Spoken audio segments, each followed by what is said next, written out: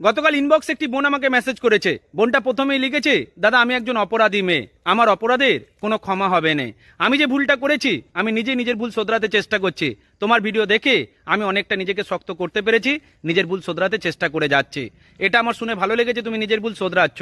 সেই বোন আমাকে লিখেছে, দাদা আমি একজনকে ভালোবেসে ফেলেছিলাম, ছেলেটা ছিল বিবাহিত, আমি নিজ এক সন্তানের মা, আমি আমার স্বামী সন্তানকে ঠকিয়ে পরপুরুষের হাত ধরেছিলাম, কিন্তু ছেলেটার সঙ্গে আমার বদনামি হয়ে যেতে আমার স্বামী কিন্তু আমাকে ছেড়ে দেয়নি, সে আমাকে আরো বেশি ভালোবাসতে চেষ্টা করে গেছে।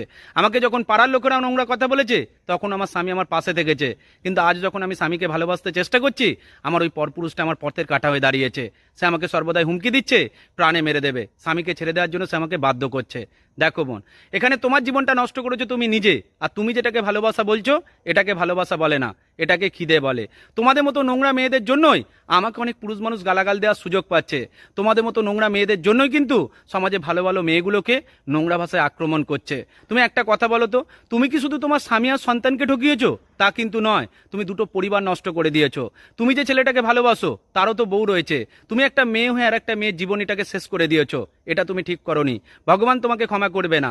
আর তুমি যদি মনে করো মুক্তির রাস্তা খুঁজবে, তাহলে তোমাকে একটা সোজা বসায় কথা বলে রাখি, তুমি আমার কাছে হালকা না হয়ে নিজের স্বামীকে সবটা খুলে বলো, স্বামীর হাতে পায়ে ধরে তার কাছে থাকতে চেষ্টা করো।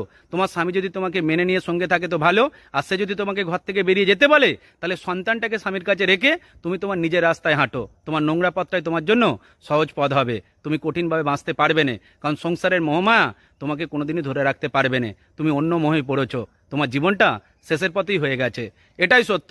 ভালো থাকবেন প্রত্যেকে।